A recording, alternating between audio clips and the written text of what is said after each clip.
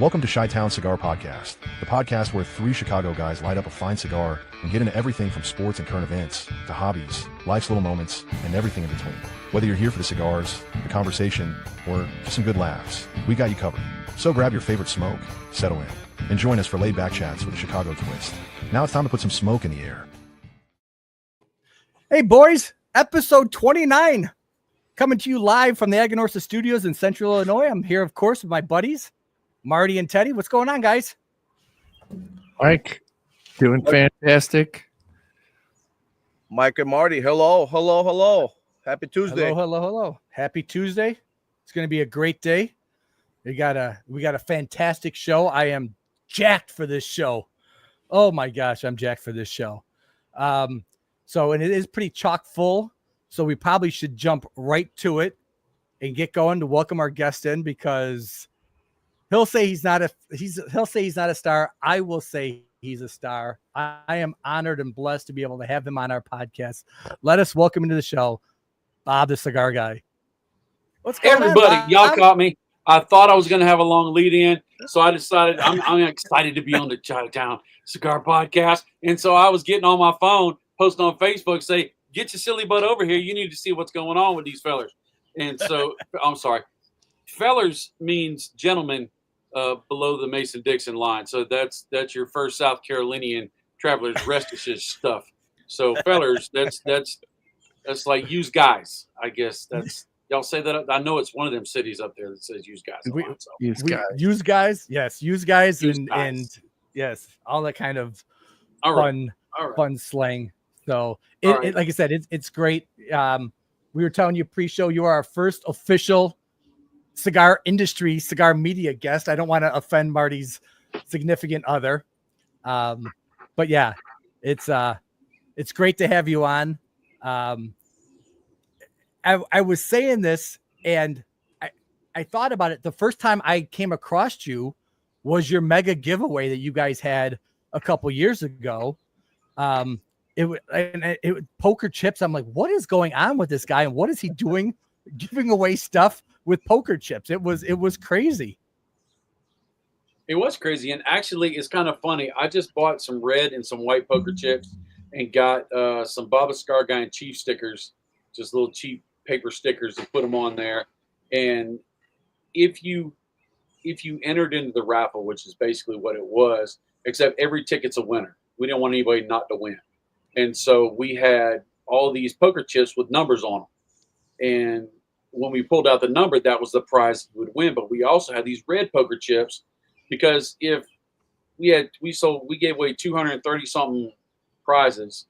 And so if you're one of the 230 people, you would want to watch.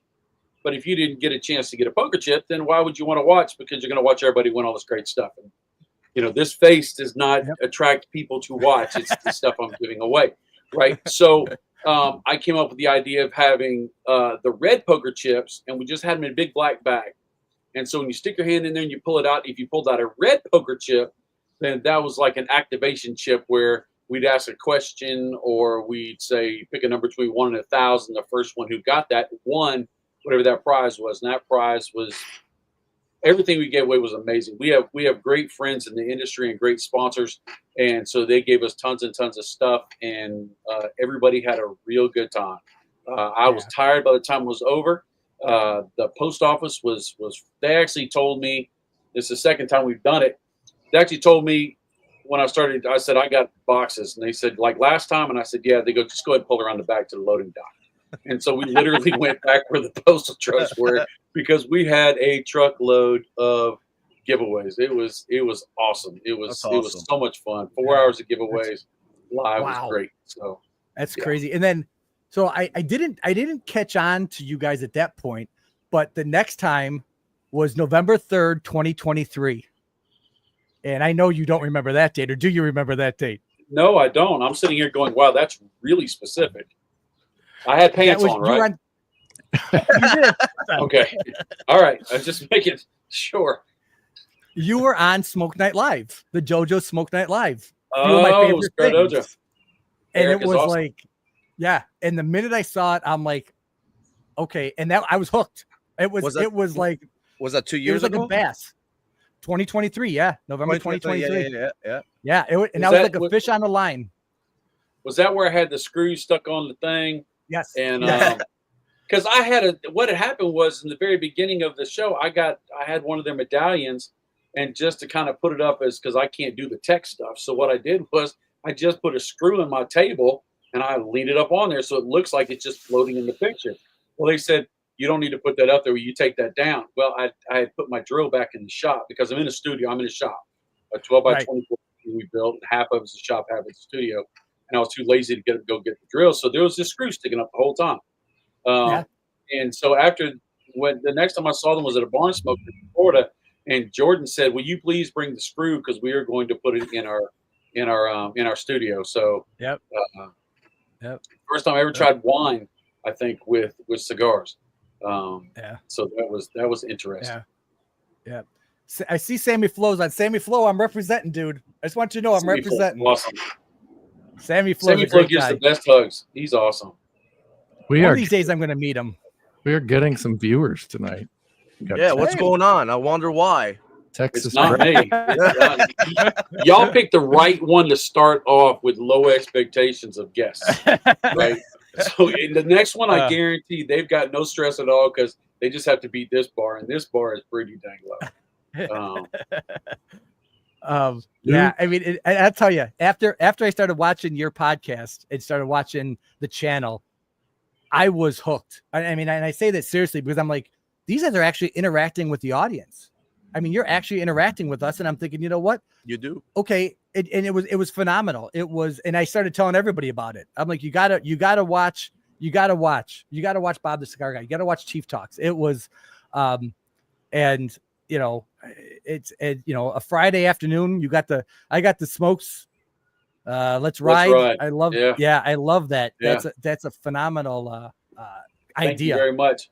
Now, Chief Talk is Chief. My son Stevens, we call him Chief because he's the editor-in-chief. Because I don't know how to do anything, he has to make everything work.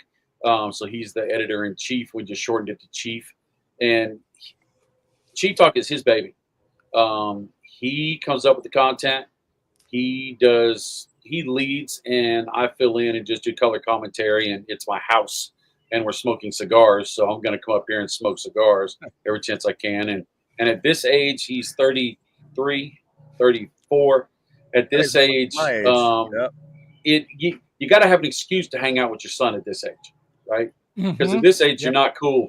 You know, you lost your coolness when they turn 13, and until they get old enough where they have to hurt when they get out of bed every day, you know, dad's kind of, dad. So the fact that I get to spend time with him every week, almost every week, and then we get to go do stuff is really a privilege and a blessing to me, to be honest. Now, he doesn't watch, thank God, because I wouldn't want him to hear this because his head gets swole up as it is because he knows Chief Talk is killing the game.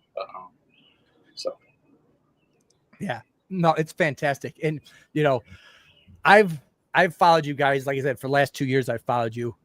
Some of our listeners might not know who you are, although we talk about we talk about Chief Talks in your podcast, episode. Probably. Yeah, almost every episode. We glean something from you guys at every episode. Yeah. Yeah. But let's do a quick bio. So you're married to a phenomenal woman, the first lady. First lady. Absolutely. How did you two meet? She's extremely patient, and I'm extremely blessed. We went to the same high school, but not at the same time. And so I got out of the Marines, and she was about to graduate high school. And I saw her the first time, and my heart stopped. And I just was persistent. I wore out. And she was willing to give me a shot, and I did my best. And we ended up getting married, and 34 years later, here we are. That's beautiful. That is phenomenal. And then you have, she's my blessing. Obviously, yes. And then you have 2 children. We talked about Stephen or Chief, and then Gracie. My daughter Gracie. She's awesome. She actually works. I'm blue collar for sure. I work at a car mill. We build cars in Greenville, South Carolina. And my daughter, my Chief has worked there before, but he doesn't work there anymore. But my daughter works there, and she's moving up the ranks. She's got 2 awesome kids, Caden and Macy. and she works nights, so they get to stay home at the house with us. First lady is also called Grammy. I think that's her favorite title because she loves spoiling them kids. And Chiva's got 3 kids, Jackson, Ember, and Shepherd. So we got 5 grands. I love the grands more than I love the kids. I don't care if Steven hears that because they don't give me as hard a time. They don't eat near as much food. That boy he's eaten a lot of food in the years that I've had to raise him. So, Marty, I think you got a question, right? Yeah. So, speaking of fatherhood, what is the thing that you've learned about being a father that you did not expect to learn? wow, I'm so glad y'all emailed me these questions early so I could have polished and prepared answers, right?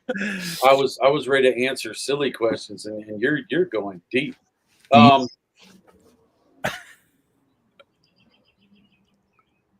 learning now that my kids are parents.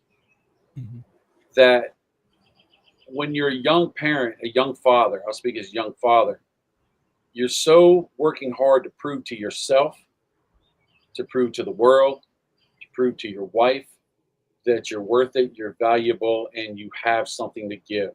You spend so much time pouring into yourself, and then you'll take the time. I took the time to go do big vacations, or I took the time to go do all these other things and be involved in sports with the kids and stuff like this. But all these little in-between moments, these moments that have no consequence but have all consequence, sitting on the couch and just hugging the kid or wrestling the kid or just being quiet with them or riding a car somewhere, just taking those moments instead of saying, well, I have to get from this point to this point, missing all those in-between points. I really learned that the hard way, I believe. And I've shared that with my kids and say, look, yes, take the trips. Yes, do the things, but don't be in such a focus of proving yourself. You are good enough. You're worth it. Your wife ain't leaving you. The kids, they still love you. So take those moments and have fun. And Steven has done a great job at that because when he left the plant, his wife has a real good job. They had the 3 kids. Daycare would have cost more than him getting a full-time job at $25 an hour. And it just would have paid for daycare. And so he made the hard decision to stay home and be with the kids. And so he's really had the opportunity to pour into the kids as a stay-at-home dad. And then he gets to do his photography, and he's coming out here with Chief Talk, and he has the ability to travel, and he does handyman work sometimes and stuff like that. So that's awesome. Yeah, it is. Yeah, it is. Now, I give him a hard time saying, a man needs to get a job. Get up and get a job, boy. Get off the couch. You're just sitting there doing nothing, eating bonbons and your flip-flops, right? You gotta do that every so often. I got to grind on him. I'm not dead yet. I still got to do that stuff. I hope he knows I'm proud of him. And I hope my daughter knows I'm proud of her as well. Oh, I think so. And then you got 5 grandkids. Wow, that'll keep you busy. Well, no, I've mastered they call me Big Daddy, but I've mastered the grandpa deal. When the kids come in, they ask for my wife. They'll go, Grammy. And I'll go, what? And they'll go, never mind. I'm like, nope. Come here. What? I just wanted to ask, what do you want to ask? Where's Grammy? She's not here. Ask me the question. And they'll ask me the question. I'll say, nope. So they don't even come bother me. They'll come up and say, hey. They'll come give me a hug. We'll do crafts in the shop. We'll build things and stuff like that. And then all the other little stuff, even though I just said the little stuff's the important stuff, not as a grandpa. As a grandpa, you give them money. You sneak them cigars. Hey, you want to smoke a cigar? No. Smoking cigars for people 21 years and up, ladies and gentlemen. Never give a cigar to a child younger than that, or bourbon. Don't let them do that either, because they'll tell their mom. Bob's gonna give us our first strike on YouTube.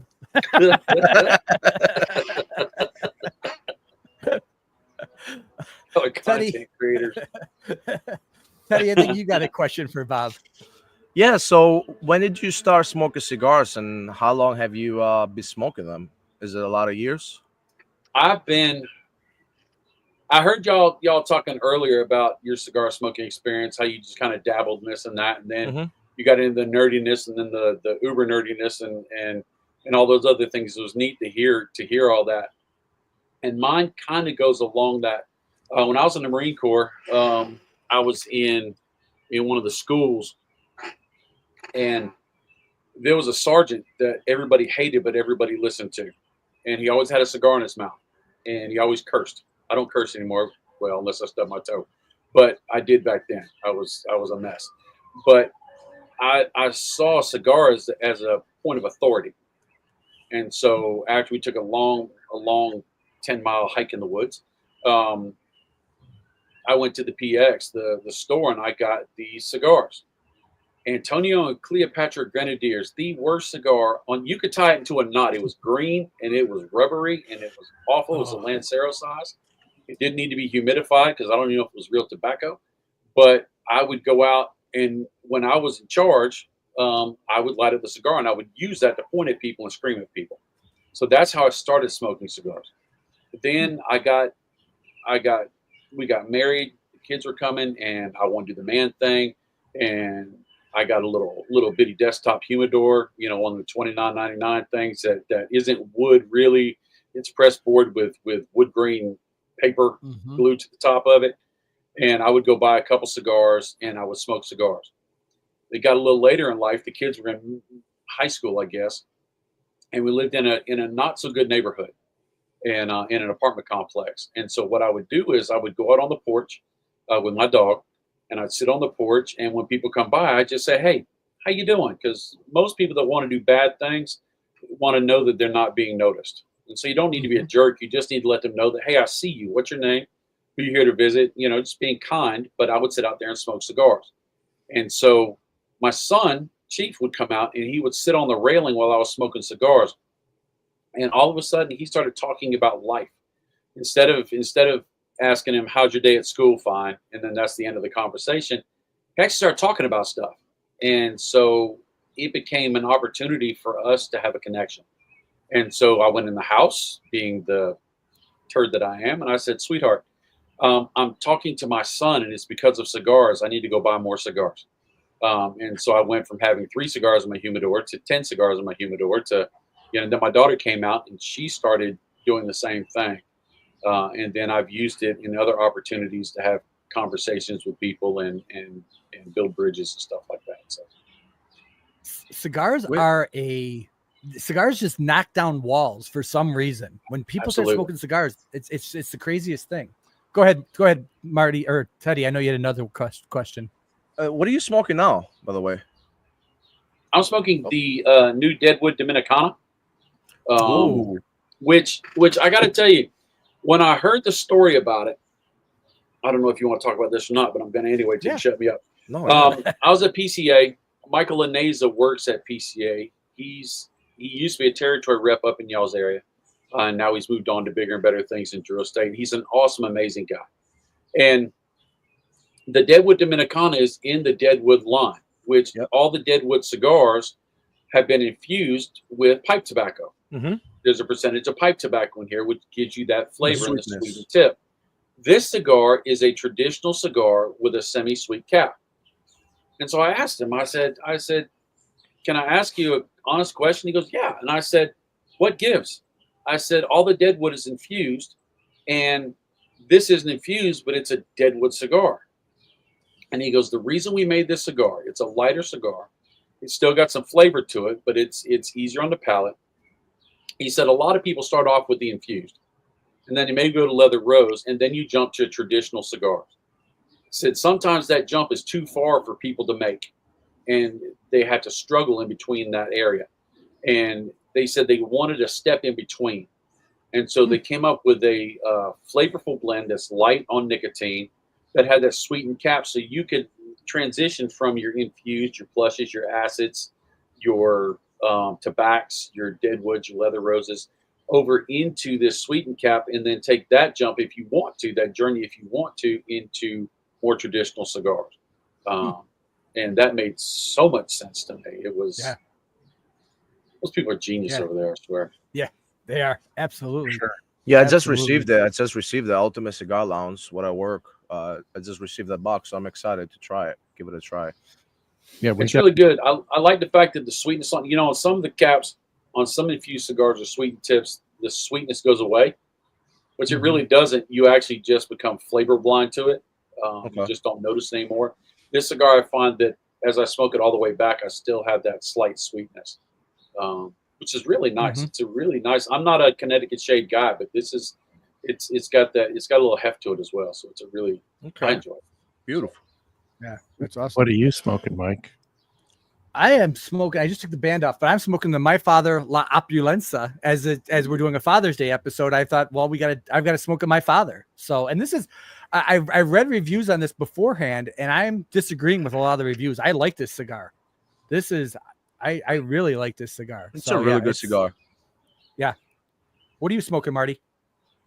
I am smoking the My Father Le Bijou, 1922. Nice. Yeah, it's not like we planned for it, but I'm smoking my father's Fonseca Mexican edition. So first, I didn't get the email about questions, and then I didn't get the message about my father's. Y'all are setting me up here.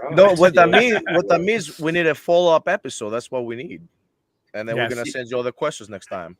That's right. But y'all might not want me back after this is over. So, but I don't know. Come back anytime. Come back anytime, exactly. Yeah. So we were talking about reviews. And I did some digging. And the first review I could find that you did was about 8 years ago. 9. No, well, okay, it might have been 9. YouTube said 8 years ago, so maybe it was 9. But it was for the CAO Flathead Steel Horse. Do you remember that? That's my number. That's my first review. That was talk about a train wreck. Oh my gosh! I left my notes. They blew away in the air. My wife was talking to me while she was holding the camera. I wasn't sure the truck was going to start. That was, oh my goodness, that was so bad. I had no shoes on. But for you had pants, but I had no shoes on. But for your first episode, for your first review, it was entertaining. I mean, it kept me. I mean, I went back to it, but I was like going, wow, okay, I want to hear what the second, third. I want to hear if the truck's going to start, but I want to hear what the second, third is. You know, I never planned to be a cigar reviewer. Ever, never. I didn't. It was never did I never planned to be Bob the Cigar Guy. That wasn't in my wheelhouse. I was kind of persuaded by Al Peter and my wife, the First Lady. We were doing Save the Leaf, fighting the FDA in Capitol Hill. We were going to smoke cigars on Capitol Lawn. And we did a Saturday event at the convention center, Sunday event at the convention center, and then we're smoking Capitol Lawn on Monday.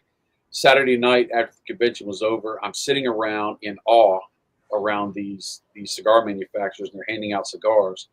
And a guy, oh my God, I had a broke can. I forgot about that. I did. Oh my God. That's such a great picture. God, I can hear me talking in that video too. Oh Lord, dive deep like Narwhal or whatever that guy is. Right. Yeah. But oh my gosh, that just threw me just a second. That was like a memory. Flashbacks. I remember where my wife was and where my daughter was, because my daughter came with her 2 kids, and oh my goodness, that was on Capitol Lawn. That was pretty cool. But we were sitting around smoking cigars, and they handed me a cigar, and I did a cold draw, and I tasted pineapples. And the owner of the cigar manufacturer goes, "What did you taste?" And I thought I was in trouble. I really thought I was in trouble. Here I am, nobody, and I'm telling somebody I taste pineapples in their cigar.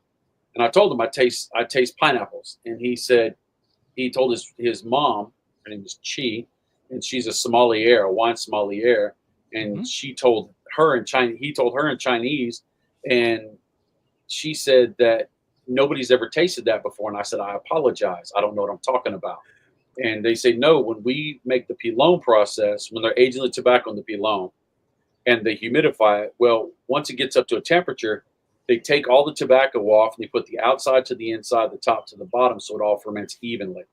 Well, in between those processes, some manufacturers will dip the tobacco in water, and some will dip it in a citrus of some sort, which causes the citric acid to cause the starches into sugars and makes your tobacco sweeter faster. and they use pineapple juice. And Oh, Wow. Ala Peter said, I'm going to send you an Opus X Lost City. I want you to review on Facebook. And I said, don't send me that. I've never had a $20 cigar. It's a waste on my palate.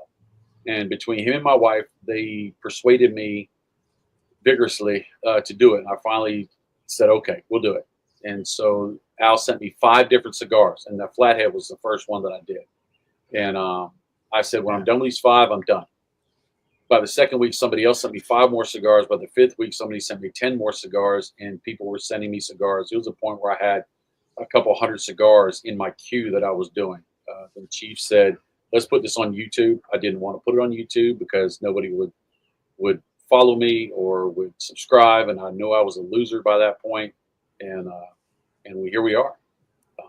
So well, it's and again that review was centered around cars, and your life, obviously, you said your job with BMW is phenomenal. Cars. Well, I owned a high run custom shop. Oh, did you really? Okay. I used to own a high run custom shop. I was in mechanic school. I was in auto body school, machinist school, welding school. And then a British car wreck store needed somebody to come and do some collision work for them. And I went out there, and he said, it's going to take 2 weeks. I said, I can do it in a day. And he goes, if you can, I want to offer you a job. I said, okay. And so I did the job, and he offered me a job as shop boss. So I became shop boss of a British restoration, a race car company. And then I started doing my stuff on the side. And then I ended up growing to the point to where I just took over myself. And I had my own business doing hot rods and customs and restorations and collision work, and whatever came in. I'd weld the refrigerator door if you brought it to me. So it didn't matter. Do we want to answer Sammy's question? Who was your first sponsor? Oh my goodness. Drew Estate. Okay. Drew Estate was the first one that gave us a big shot. Fabian Ziegler, Joe Groh. I said, hey, I'm doing these reviews, and I just sent it to them just to say, y'all got great stuff. And they said, we'll send you a couple cigars. And it slowly just started growing from there. And then a couple years after that, we started looking for sponsorships to be able to travel and stuff. And they were our first sponsor. That's great. Nice. That's awesome. Marty, you got a question for him? Yeah. So I've been following your YouTube channel. You've been talking about your new job. And one of the exciting things that I heard was you're going to go to racing school. So, I am. Right across the street from the plant. I worked there for a while. It's called the Performance Center. And it's an honest to God racing school. The instructors are race car drivers that have to be on the circuit. And not the NASCAR straight oval circuit. They got to turn left and right and brake and speed up. They got to do all that stuff. And so they have an honest to God racetrack there, and you go and you pay your money and you get a rookie race car driving license. Wow. One of the things in my job now and dealing with the cars that I'm dealing with, we have a lot of high performance cars we build. I have to get them on the high speed test track, which is it's got the camber. It's you run out, you hang a corner, you come back. And I don't know if I'm supposed to say that we get over 130 miles an hour. So I won't say we get over 130 miles an hour, but we get over 130 miles an hour. And so you have to know what to do.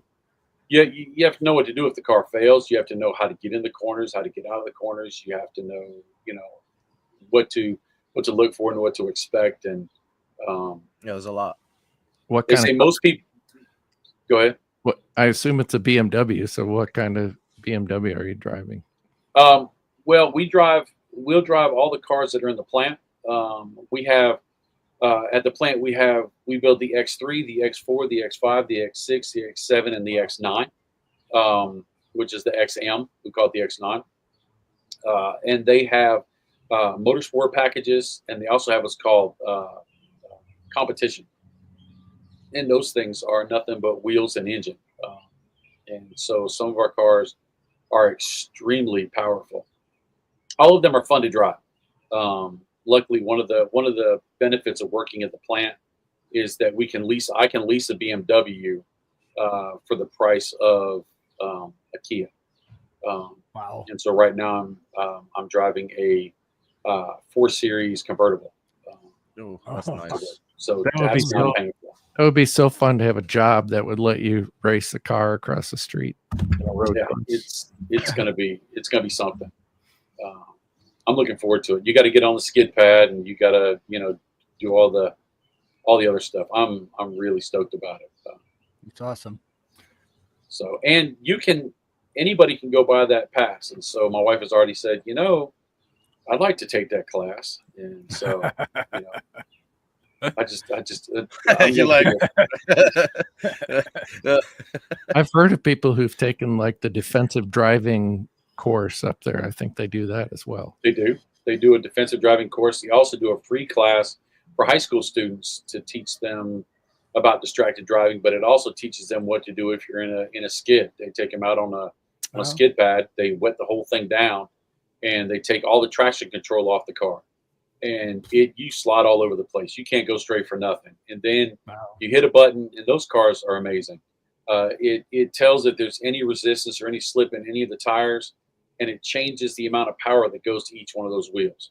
It's almost, once you have all that stuff on there, it's almost impossible to spin out a car, rooster tail a car, stuff like that. And there's just ways to cut all that stuff off if you want to play around and hang corners and all that good stuff. So that's awesome. They're amazing.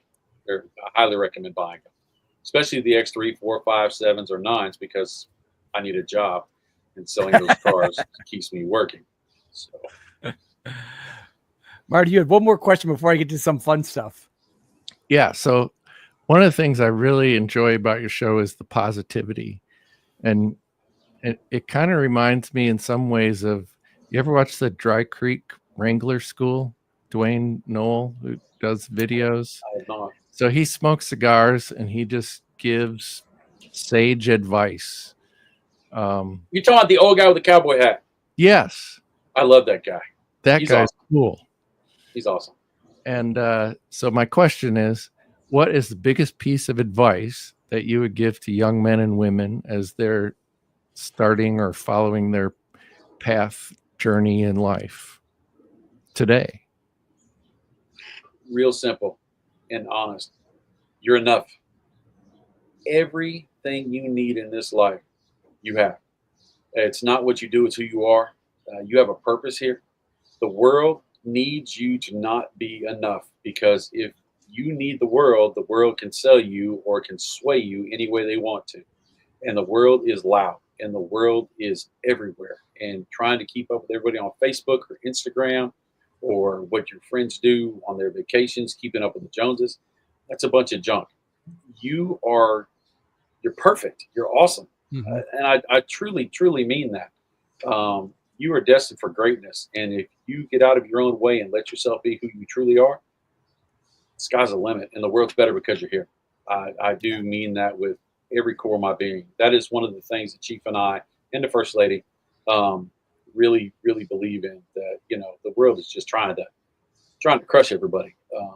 And it's easy to listen to when it keeps rattling in your ears all the time. And so we want to be that spot that says, you know what? You got this. You got it. This is on you. So saddle up and ride.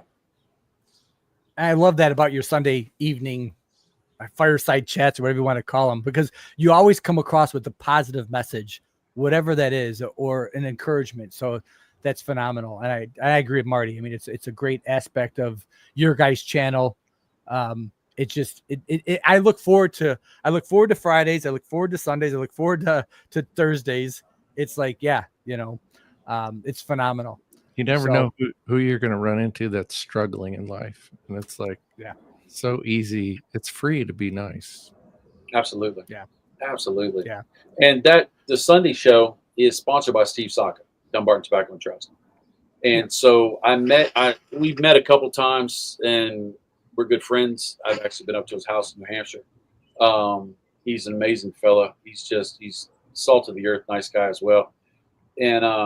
And so I knew I was going to ask about a sponsorship. We kind of talked about it a little bit, and I went down to Myrtle Beach where he was doing an event, and he looked at me during the event. And I'm sitting there. I'm this guy that sits on the edge of my seat trying to do the business first, and then we relax after that. He looked at me, and after a while he goes, "It's all right." And I said, "I know it's all right, boss. What's going on?" And he goes, No. You're thinking about the sponsorship, aren't you? And I said, "Yep." He goes, Done. Now, quit worrying about it. Drink some of this Lagavulin or some of this, the stuff that you'll never, I wasn't buying it, but it was good. And later on, we sat down and we hung out after the show or after the event. And I said, do you want to hear about what my idea is for the sponsorship for the content? Because it's not really, he says, I don't care. He goes, I just, I want to support you. And I know you're going to do a good job. And I said, okay. And it was chewing on me. And he finally, about 10 minutes later, he stopped. He goes, okay, you got to tell me, don't you? Or you can't pay attention to what we're doing. And I said, yeah, I got to tell you. He goes, okay, tell me. And I said, all right. So I just want to be a positive message. I want to be encouraging. I want to tell stupid stories and give people a moment of peace, a moment of pause, something to laugh at and look forward to. And he goes, perfect. We're done. He goes, did we talk about price? And I said, no. And he goes, well, how much? And I told him, he goes, done. Don't raise the bill next year. And I said, yeah. Next year. Okay.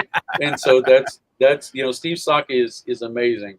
He comes off, he says he's the gruff, mean old guy and all this now, but he's not. He's really just he's a teddy bear. He's awesome. So we all go to PCA, you have to interview him. Well, we had an opportunity. Marty, myself, and a couple other Chi-Town guys were in Colorado for the Rocky Mountain Cigar Fest. And so Dojo has a private event on Friday night. So Saka was there. So we were all sitting at a picnic table in the back, and Saka comes over and sits down with us and starts talking. And he's like, what do you guys want to ask me? And we literally closed the place with our table and Steve Saka sitting. They kept going, you guys, you got to go. And Steve's like, we're not done yet. And it was the most educational 2.5 hours that we've ever had, that I ever had. I don't want to speak for anybody else, but I ever had, because this guy was just like an open book and just sharing dollars and wisdom that you're like, I wish I would have had a tape recorder to take it all and be able to go back and listen to it again. Yeah. So yeah, he was phenomenal. So, and he doesn't sell his cigars. He's not there to talk to you about his cigars. He's just there. And for whatever reason, my audio has got y'all chopping up real hard. So if I start looking at you funny and I'm not answering your questions, it's because it's getting, I don't know why. I'm afraid to disconnect and try to reconnect because I don't know if I'd be able to come back on. But for whatever reason, my audio is just going to jank. Okay. Let me try taking my earbuds out and see if it comes up on the computer. If not, I'll jump off and I'll redo and I'll come back in. We're going to do a commercial, so it'd be a good time to jump on and off. I hate technology. Yeah. Should we slide into the commercials, Mike? Yeah, we can jump into the commercials while he's doing that. Hold on 1 second here. I'll get this all queued up somewhere. I'm all discombobulated. Let's see. I can start it if you want. Yeah, go right ahead. I'm sorry. Step into luxury at Ultimate Cigar Lounge, where passion meets perfection. Discover a world of premium cigars, hand-selected from the finest tobacco regions. From bold beginners to seasoned aficionados, our curated collection delights every palate. Grab a cigar from our amazing selection, pair it with freshly brewed coffee or fine spirits, and sit back and relax in an atmosphere of elegance and warmth. Ultimate Cigar Lounge, your haven for unforgettable moments. Visit us today and ignite your senses. Ultimate Cigar Lounge, located in Villa Park, Illinois. Open daily. So we have like a big event coming up with Ultimate Cigar Lounge. Chi-Town crew is going to be herfing there on the 28th. Yeah. Along with a Black Label Trading Company event. Yeah. So we're all excited about that. It's going to be awesome. Yep. All right. I want to do something because I did some deep diving, and obviously I was able to find this. So what did you do to your hand? Oh, we lost Bob. We lost your audio. Bob is on mute. Oh, is he? Oh, yeah, hold on a second. Let's take him off mute. There we go. No, I think he may. Oh, no, he muted him. He muted himself. Yeah. You just have to. There you go. You're good. It's hard to mime cigar reviews and podcasts. So what did you I do? work. I broke the bones in the middle of my hand. So How did you do it? I fell. Oh, jeez. I got pushed. But as you can see, there's a lot of gravy in that DNA right there. And so when gravity is my friend and it took over and my hand tried to stop the rest of my gravity, and my hand says, "What do you think you're doing there, boy?" And so it took a break, literally. Now, this next one I'm concerned about because you're a cigar Lord. reviewer. You're a cigar reviewer, and I just want to know how or what you were doing here. I love this picture. Oh my God. Talk about a throwback. Boy, I tell you what, I done laid off the Cracker Barrel for a while. Check me out, boy. I love Cracker Barrel. There's two of me sitting in there, boy. I tell you, but that was in a 6x6 aluminum shed, one of them little cheap ones you buy. Yeah. And I set the camera up, which is my phone. I set the camera up on a tripod, and I took a picture of it, and I looked at the picture, and I moved all my tools out of the way. I could literally reach out and touch both sides of the walls where my tools were. I mean, that's how tight it was. I had a mouse in there for a while. I was doing reviews, and a mouse would pop up, scare the fart out of me. So thank God we're not in there no more. But that is what you call Scuba Steve. Smoking a cigar, it started with the Drew Estate egg. If you've ever seen the egg, that big bulbous thing. Yeah. And Will McFall punched a hole in the middle of it, and he was smoking it through the center. Oh my gosh. And so that was the Scuba Steve episode. Oh my gosh. Wow. I'm afraid to see what you dig up next.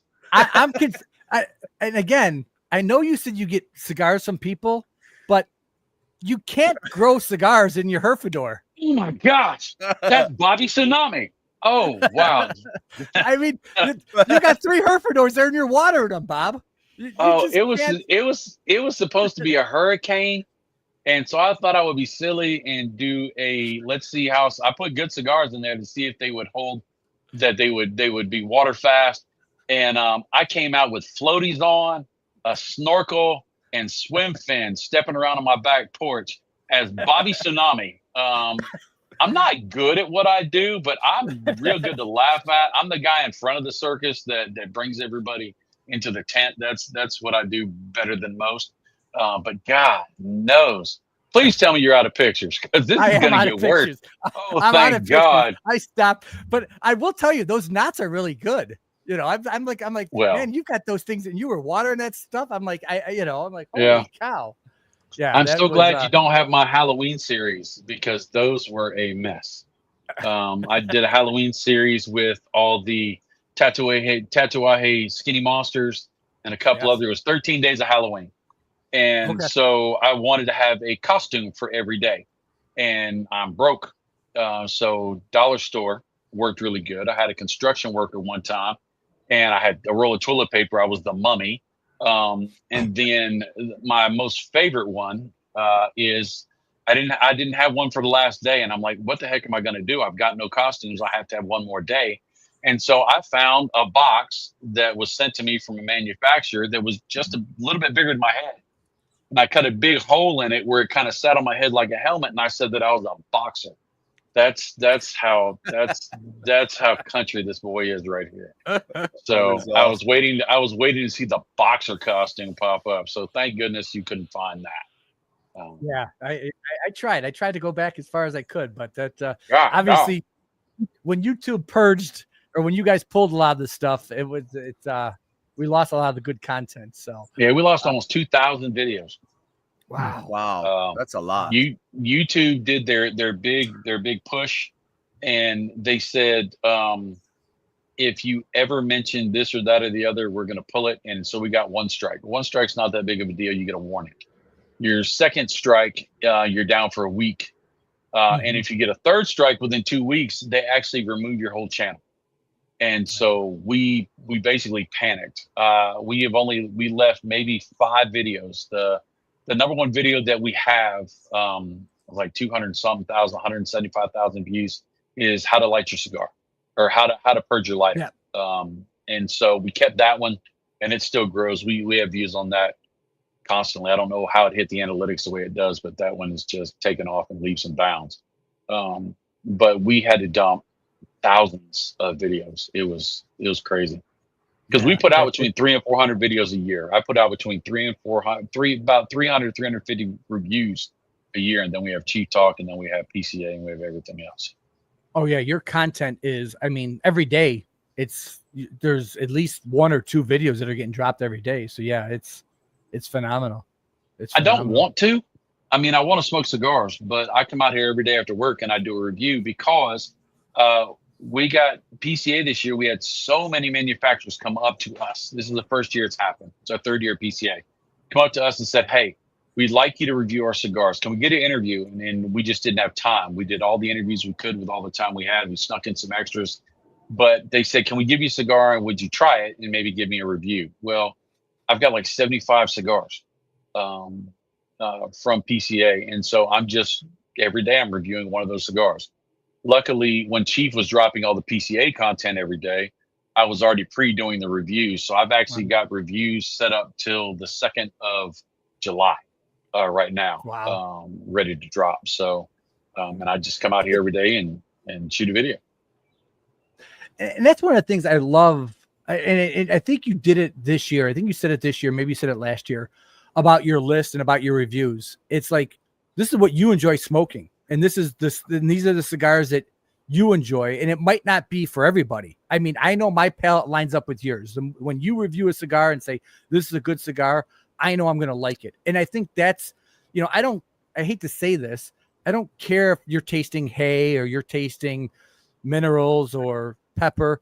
I want to know if you're enjoying it, because then I want to try it and go, Fair okay, enough. Maybe I'll get those same flavor notes. Maybe I won't. But if I know, I go, okay, Bob and I have the same palate, or close to it. So I know he's going to, and okay, you might smoke it and get black pepper and hay and leather. And I go, I'm getting a little leather, but I'm also getting a little chocolate or something like that. So it's like, okay, fine. Absolutely. But I really appreciate that. You've said that a couple times going. Absolutely. Well, let's face it. Everybody's palate's different. We're all created differently, right? It is. And then how you treated your palate. If you eat spicy foods all the time, you don't eat spicy foods all the time. It prepares your palate one way or the other. Like if you do leg day every day in the gym, you're not going to bench press much. And if you don't do nothing but bench press, you ain't running nowhere. I don't do either, so I don't run and I don't push. But the palates are different. Number one. Number two, unless you're reviewing cigars, and unless don't try to do it for money, try to do it for love, because you ain't gonna get that money. But if you're reviewing cigars, you need to be able to know flavors. You need to say it tastes like this or it tastes like that. Maybe tell a story about it. But if you're just smoking a cigar, it really doesn't matter if you're pulling notes as long as you're enjoying it. That's the way I look at it. Because people come up and say, I can't taste leathers, or I can't taste this, or I can't taste that. And I said, but do you like the cigar? They said, yes. I said, well, then don't worry about it unless you want to taste it. Some people want to taste it. And then there's ways to train your palate to be able to taste things, but it's not something you need for smoking cigars.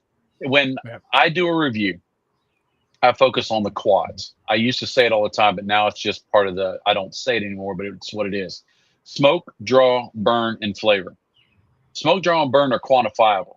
If it's got a good amount of smoke coming out of it, if it doesn't, if the draw is tight or loose, or it's just perfect, if it's a good constructed cigar, if the burn is right, if it's laser, or if you got pipe holes, or if it's burning wonky, those things you can say this cigar is bad because it doesn't meet these standards, or this is the standard it's at.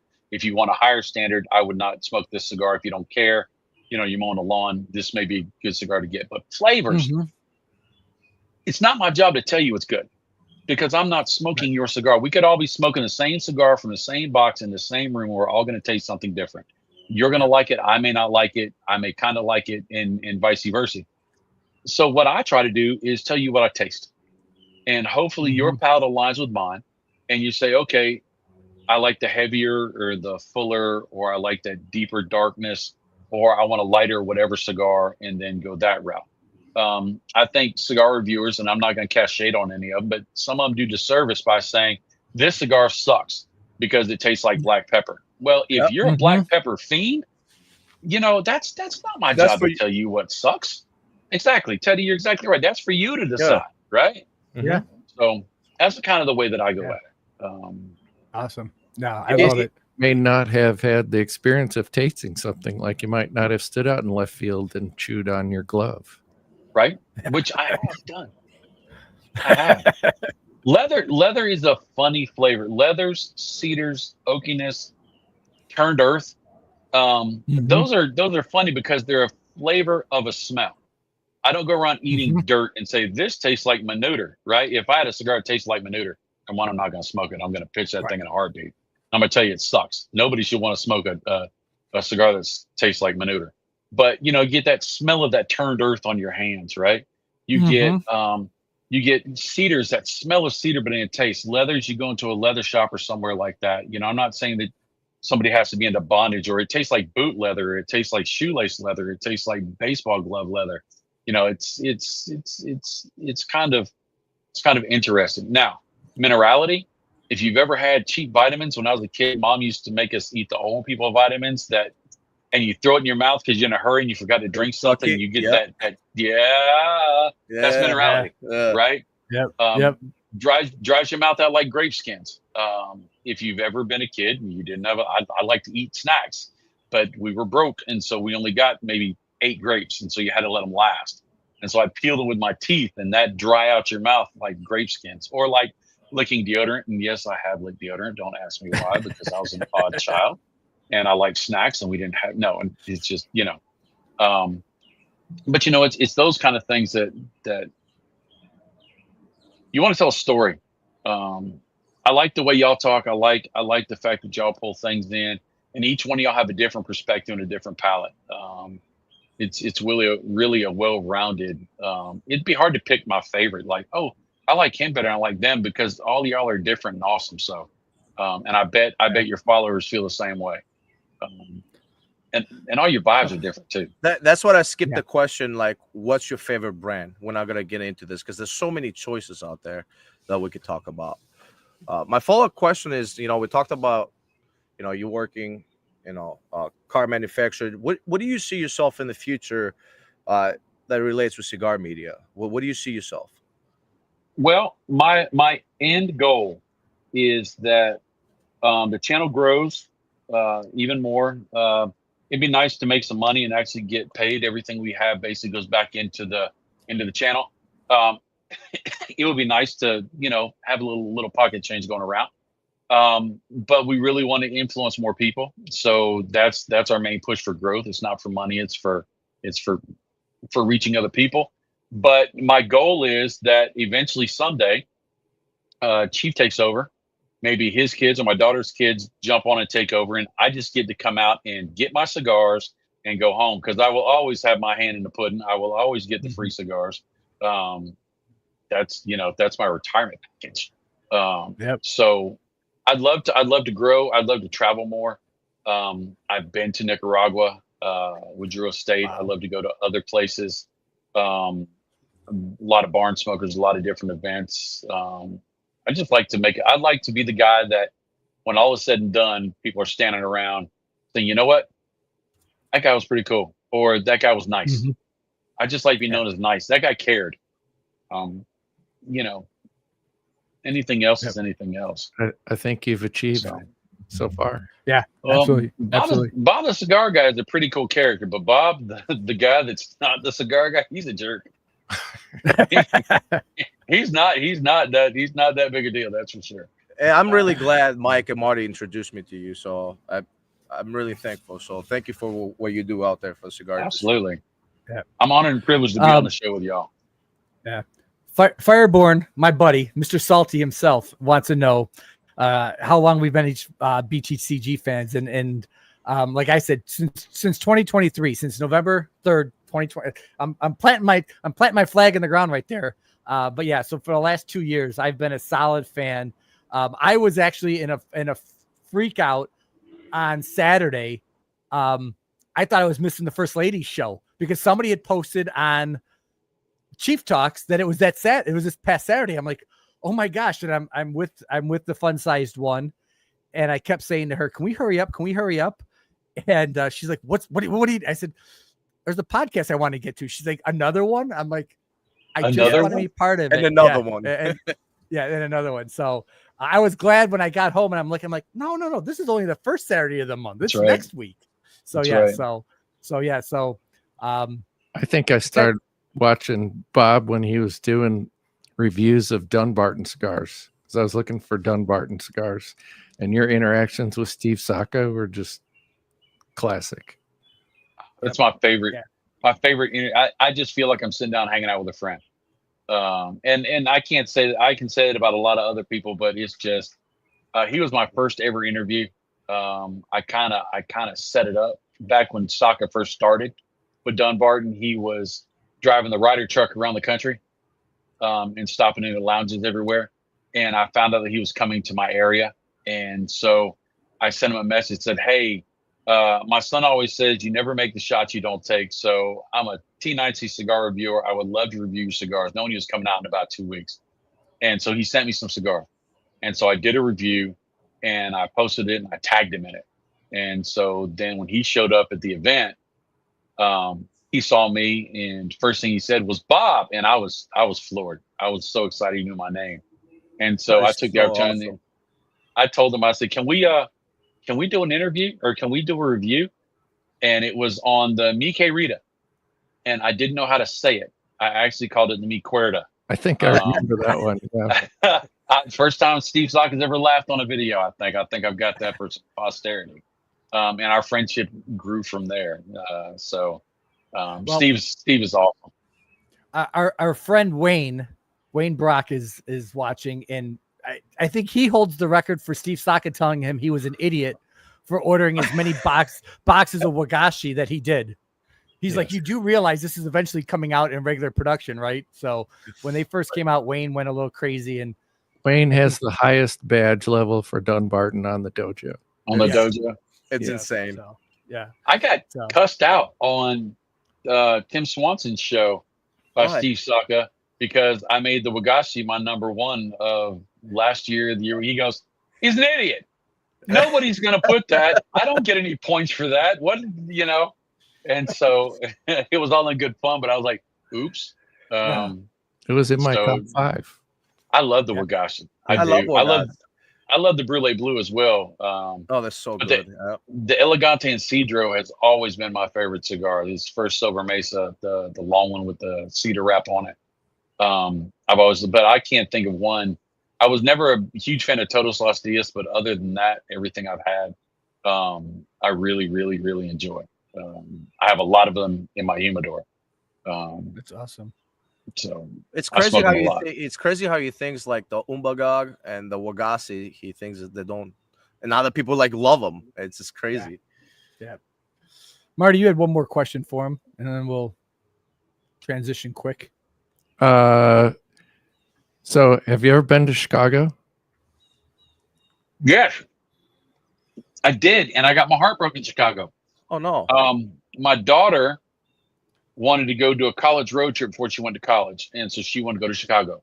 And we went to the Peninsula Hotel for the chocolate buffet. Mm-hmm. Okay. Oh, it's crazy amazing. And so I had to have a chopped steak sandwich. The steak sandwich is dripping wet and all that. Beef sandwich. Yeah, and I'll tell you, you have to lean back real far because you're gonna wear it.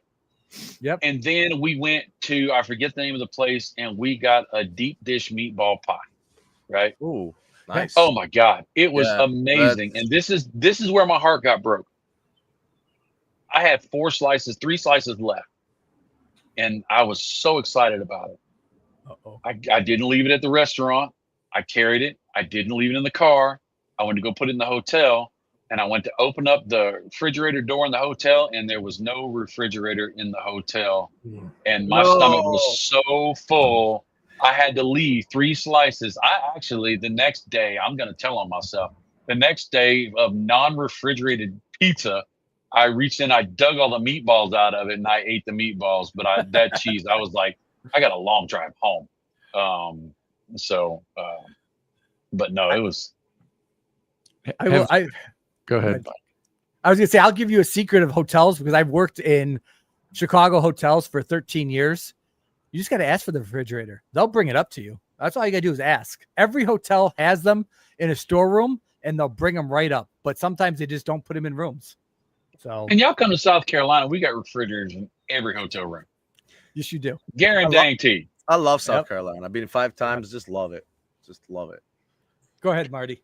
So have you ever wondered what you might look like as a Blues Brother? I saw it on the image of the thing. I liked it. I was like, We have some others. Yeah, we Oh, got some Lord. other. Oh, yeah. y'all are a mess, boy. Oh. That's the shave. That's the shave version of them. Yeah. Yes. Apparently AI thinks that you can't be a Blues Brother if you have a full goatee. Man, I got more chins in a Chinese phone book in that picture. I tell you what. There you are with John Belushi. Oh, very nice. Twins. Yeah. That's hilarious. But wait, there's more. Oh no. That's it. That's it. All Oh, right. thank goodness. Thank goodness. Oh, That's hilarious. Yeah, it was pretty epic. You're That's hilarious. You're an honorary Blues Brother now. there you That's go. what's up. That's what's up. It's crazy. I love that movie.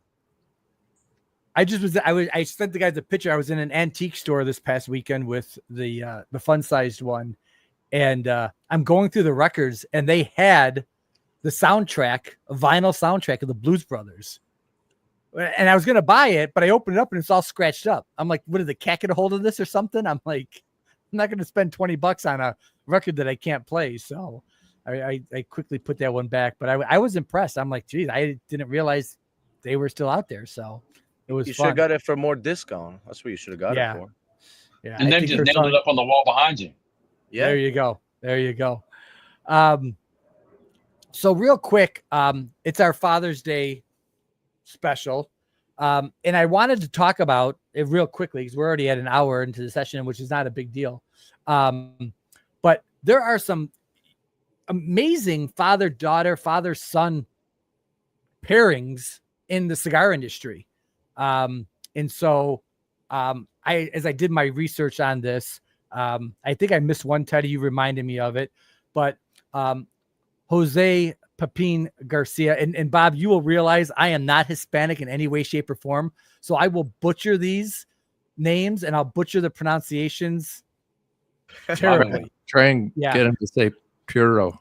Shut up. Yeah. Do not. No. No.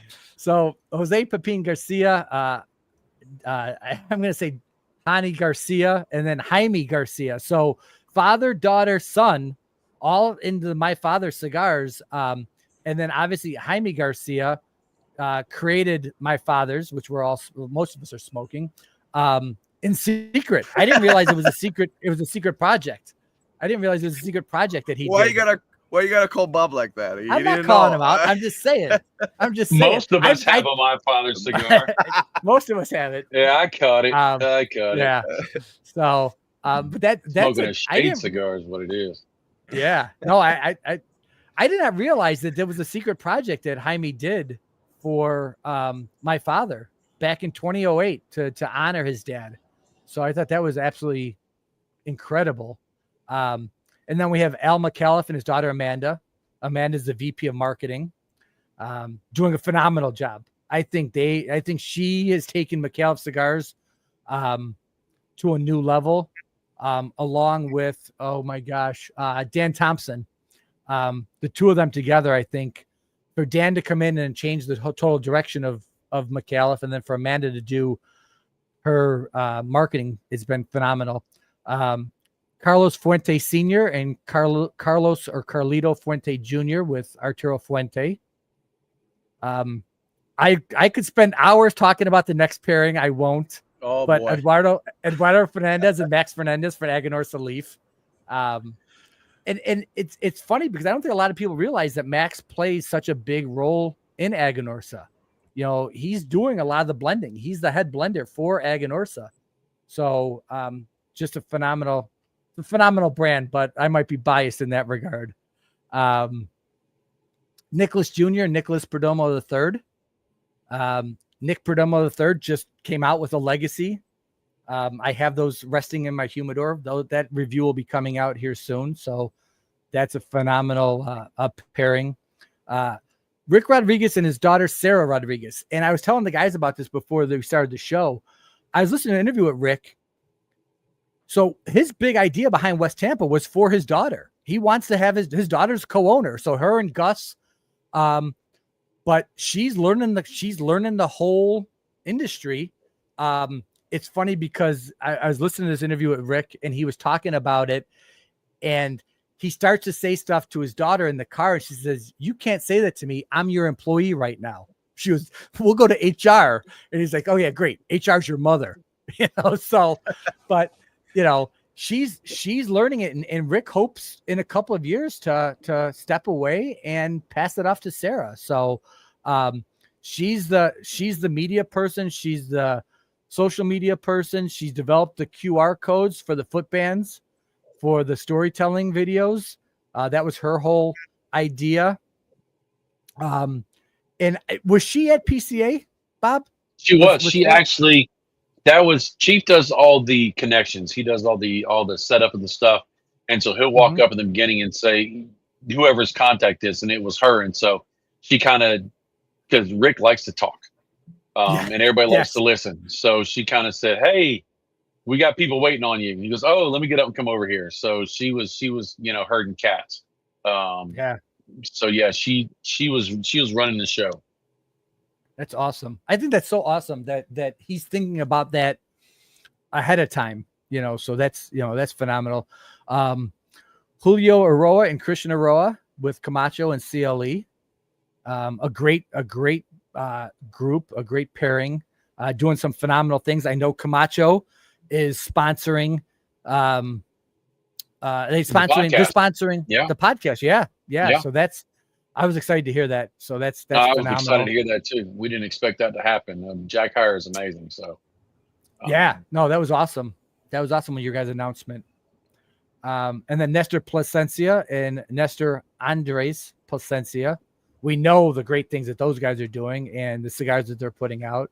Absolutely. So again, and the last one I have is Dr. Alejandro Martinez Quinica. I don't know. I'm sorry. Cuenca. Yeah, probably. Cuenca's his name. Cuenca. Okay. Like clinker, but Cuenca. There you go. And then Juan Martinez for Joy de Nicaragua. And those are, great cigars.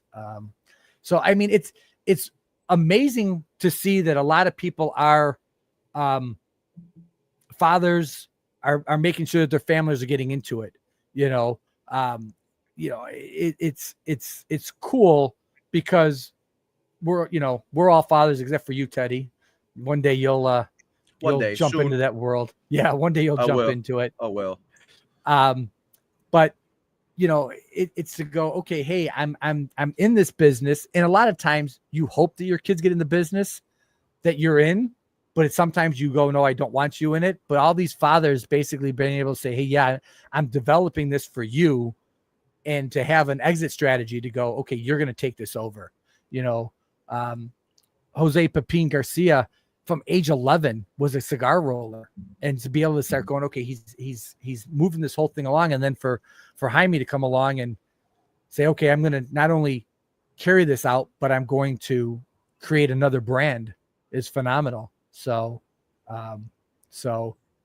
Shirtless Mike is on. Hello, Mike. My man. So, yeah. So, oh yeah, Bob he definitely has a Sunday night. Well, it's not a show, but it's a 15-minute or 12-minute. I guess between 12 and 15 minutes, Bob? Depends on how long I talk. Message. Yeah. But no, I try not to go pee before I do that, so that I actually would get off earlier, because I would talk longer. So full bladder helps me get off. So if it's a 6-minute video, I drink a big old Powerade or Diet Pepsi or something before I set out. I will not push people towards the Sunday one, but the Sunday ones are my favorite. I mean, I love this. The Friday night ones are great, but the Sunday night ones, it's like my uplifting message before back to work, so it's like, okay, yeah, you share some messages on there that I go, okay, I can do this. I can keep marching on. So yeah, it's you just phenomenal. you just direct with the people. It's something ordinary than other podcasts don't have. A lot of cigar podcasts are going to talk about the cigars and the news and stuff like that, but you more with the people. You'll look at the camera, you'll talk, and I feel more connected. If it's somebody that talks to me like that, I feel more connected. And like I said, thank you for that. I'm glad it's making a difference. I've had a couple times where, well, I hope the story doesn't bring people down, but it was probably 4 or 5 years ago. A guy sent me an email, and he said, "I just want to let you know that I was at the end of my rope." And this was at a time when I was thinking about, is this worth all the time we're putting into it? We weren't getting a lot of traction, and I was really questioning if I was investing. I could invest time in my family instead of doing this, and so I didn't think I was getting anywhere. And out of the blue, I got this guy sent me an email, and he said that there was a day where he just decided that life was too hard and he was going to be done. And he was going to get off of work and he was going to go home and he was going to do things that were going to just not be a good thing to do. And on his drive home, he heard a bell on his phone, and it was one of my videos. And he decided that the last thing he was going to do before he did those things was sit down and watch my video. And in that video, like most of my videos, I'll tell the truth. I say, you're valuable. You're worth it. There are people who love you. There are people you love. You have a purpose here. You need to stay around as long as you can. You make the world a better place. And something I said reached him in a way where he decided, instead of doing what he was going to do, he picked up the phone. He called for help. He put himself in a counseling rehab center or whatever. And he said, that was 4 or 5 months ago, and now I'm doing a lot better. And I don't have those thoughts anymore. And I just want to tell you that moment that you took to just tell me something really made a difference in my life. I've had that happen 2, 3 times. And and when I talk on the videos, I say, look, you may say something that hello or how you doing to somebody that makes no difference to you. It doesn't seem like you're doing a big thing. But at that one moment, that person just needed one person to recognize that they were there and that somebody, saw them. And so that's one of the things we do. I just did my most important video of the year, which was extremely hard, which was me with the chains doing I'm old truck tough. This month is men's mental health awareness. And I had to deal with my own demons on that. I had a hard time doing that video. I spent probably 8 hours sitting there staring at the camera before I did that video, because I had to deal with my own stuff. Because stuff gets heavy, and we as guys like to bottle stuff up. We're guys. Suck it up. Feelings are for the ladies, and you can't burden anybody with your problems because nobody cares. Or if you're carrying everybody else's problems, they can't carry yours because they don't have the strength to carry their own. So I'm going to carry it all by myself. And in that video, I said, look, it's as simple as doing something as simple as buying 2 cigars and calling a friend and say, hey, can we sit down? I just want to talk. And I said, more often when that happens, when you sit down and you talk, they're going to have something to talk about too. You may impact their lives as much as yours. So, that's the impetus on Sundays. So, yeah. Now, and it's huge because June is Men's Mental Health Month. I know you and Chief mentioned it last week about being available to talk to people and saying, hey, I know my son is in the Navy and went through a tough time with one of his shipmates that made a bad decision based on not being able to finish some stuff and being financially in dire straits. And like I told my son, I said, hey, you can do what you got to do, but there's never a point that we can't find a way to fix what you're going through. And he's like, I'm good. And I said, well, that's the message you got to make sure you talk to your friends about, your shipmates, because, it's difficult. You were in the military. I never had the chance to be in the military. My parents lived through Vietnam, and there was no way their son was getting into the military. But my son got into it, and it's difficult. My past life, I had to talk to a lot of people about those things, and it's very difficult, but you want to be encouraging. You want to be able to say, hey, there's solutions. There's remedies. We can fix this and we can walk you through it. So it's good. And I love that was the message. The way last Thursday's Chief Talks ended was you and Chief basically reaching out and saying, if you're going through something, call us. Reach out to us.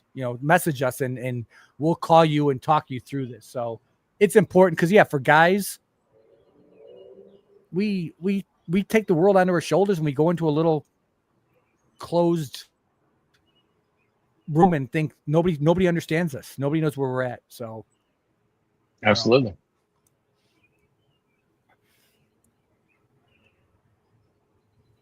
Absolutely. Thank you for all of us who served. Absolutely. That was a great comment right absolutely. There. Yep. Sammy Flo is the guy. He is the man. One of these days I'm going to meet him. One of these days He's I'm going to awesome. meet him. Yeah. He's One awesome. of these days. So anything else, guys? It's been a fantastic show. Absolutely. We always thank you, do Marty. one segment. We always yes, we gotta do that. Yes. This day in Chicago history. That's right. So Bob, this is our time that we sort of look back at what did we miss in the last 200 years that happened in Chicago, which some things are rather interesting and some things are yawners, but go ahead, Marty. Yeah. So the first thing I got goes back to 1847. Chicago Tribune published its first issue. That's right. Yeah. Well, I think the Sun-Times was last week, right? Wasn't the Sun-Times? It was like a year ago, or the Tribune. The Sun-Times, I think, was last year. I think that last week, I think we talked about the Sun-Times having their first article. So yeah.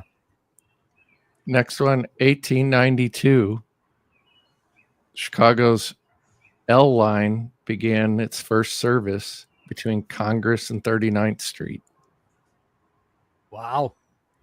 That's been around that long. That's kind of crazy. That is crazy. And the tracks are that old. Yeah. They need to do some major upgrades on that stuff. Did you get to ride the L when you were in Chicago, Bob? No, sir, I didn't. We spent our time on Michigan Avenue, Right.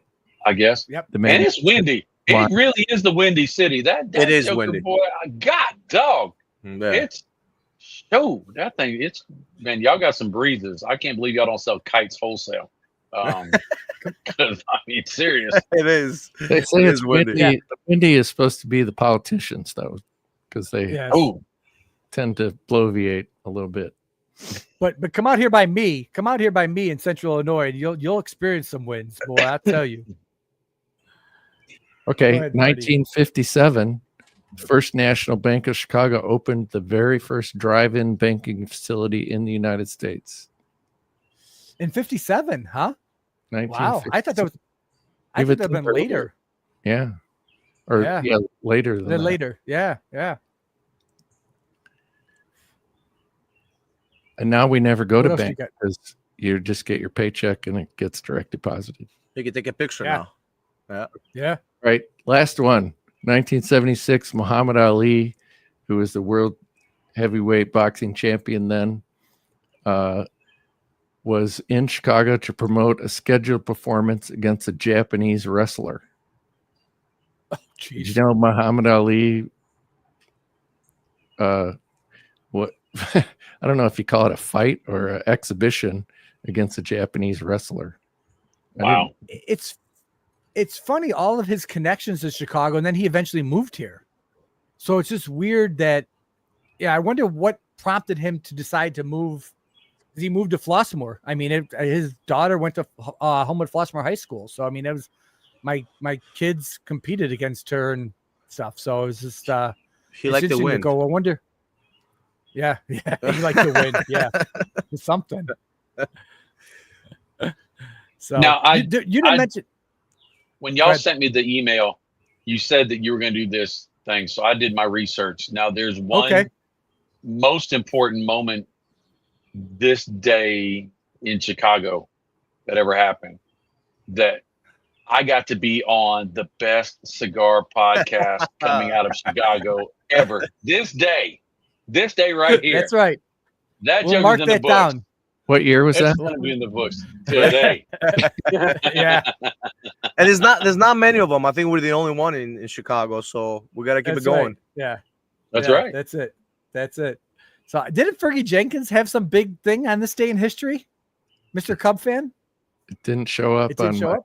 Oh, okay. Grok All right. query. Sorry. All right. Nothing about the Cubs today. Dang it. No. So, well, Bob, I really appreciate it. It was a honor to have you on here. I know your time is precious. Get in there and spend some time with the First Lady, and we really want to thank you for spending some time with us tonight and just We appreciate it. Yeah. diving into who you are. Do you have anything coming up that you want us to know about, or any websites or things you want to promote? Goodness gracious. YouTube. We're on YouTube. Seems like every day. We're going to be on YouTube every day for a good while. Chief Talk is amazing. It's a great show. You get to hang out and herf. Chief does a great job. First Lady, second Saturday. She is not a cigar smoker. She loves cigar smokers. I don't ask her which one she loves more, me or my son, because I don't want to get my feelings hurt, because that's her baby boy. But she has been involved in the industry now for a good while. She's seen the behind the scenes. She's got to talk with a lot of people and hang out with a lot of cigar smokers, and she sees the value in the cigar smoking lifestyle. And so she comes on her show with a whole different perspective. She does a lot of great research. She does college papers for every last one of these things she does. She actually gave me a handout, the first one, and I'm like, what is this? So this is my outline. I said, you have an outline? Oh, okay, good for you. And I'm sitting there going, awesome. I fly by the seat of my pants, Yeah. but she's phenomenal and amazing. And then we also have a huge giveaway every time. You get at least 12 cigars plus a bunch of swag and whatever. And in that, all you have to do is be present to win. You have to comment a couple times or something like that. You get a chance to win. This Saturday, we'll be doing it at noon, South Carolina time. And we've got when Camacho sponsored us, we bought a whole bunch of new gear that we showed on last Chief Talk. And I think Steven Chief's going to come out Saturday, hopefully, and show me how to use this stuff. So we may have some fun with that and all the new podcasting equipment, which is going to be really cool. I like that comment. Dad, you know what? It was scary because Chief and I weren't here one time. I was gone, and Chief was having to do it from his house. And so the First Lady was in here by herself, and she is real good about looking around and say, "What can I give away?" And you can't give that away. What can I give? No, you can't give that away. She will give our stuff away all the time. So luckily she behaved, and we didn't lose too many things. But she's awesome. She's fantastic. If it wasn't for her, I wouldn't be me. And that's a fact. So she's got great content. My stuff, I'm not a good cigar reviewer. I'm funny, I'm entertaining, and I care. So that's and I've got great friends. And now I got great friends in Chicago. Is it Chicago or is it Chicago? I never get that right. However you want to pronounce it, because there's about 15 different ways, but it's not Illinois. There's no, even though the Illinois. S is on there. Yes. Yeah, it's the S is silent. I do know that you don't say cheesesteak in Chicago. No. That's a no-no. Yeah.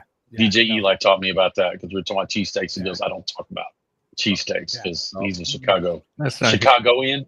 That's not a Chicago thing. Yeah. So pizza. We talk about pizza. Pizza all day. Italian beef. Yeah. Italian beef. That's right. So, well, phenomenal. Yeah, we can't recommend Cheap Talks and the Bob the Cigar Guy channel as any more than what we already do. There's always something there for you. If you can't find something on that channel, then you're not looking hard enough, because there's always something there for you guys and for anybody. Whether it's a Sunday night, whether it's a Friday. The Friday night, I got the cigar Let's Ride. If you have a drive home from work longer than an hour, you got to spend time with Bob. It comes out at 5:00 Chicago time. 5 o'clock. So it's perfect. And you tune into that. I use it as my cigar cutting or my grass cutting because I have a 20-minute ride. So I found myself listening to it and then having to stop. So I thought, you know what, I'm gonna use this. I have a half an acre, so I use it when I cut my grass. I sit there and listen to it. You will laugh, you will cry. There is one that Bob did a couple of months ago about him snow tobogganing or on a Oh my goodness. downhill. Yes, I laughed so hard. I thought I was going to have to stop the car. I was on a long ride home. I had to go into the city of Chicago. I had a long ride home, and I am laughing so freaking hard. I thought I'm going to wreck my car, but I'm going to die with a smile on my face because that's just the way it was. So I highly recommend go back, listen to some of those old ones, listen to his new ones. You will love it, and you will come away with some knowledge, but just feeling good about going into the weekend. And as he always says, don't spend time in your car. Go in the house and say hello to your loved ones. So start living life. That's right. Life That's starts what on it the is. other side of that door. Time Absolutely. flies. Time flies. That's right. Absolutely. That's right. Mhm. That's Bob, right. thanks again. Everybody else, thanks again. Marty and Teddy, thank you guys for being here again. It was a great show. Thank you guys very much. Yeah, thank you. Thank you, Bob. Have a good night, Good guys. night.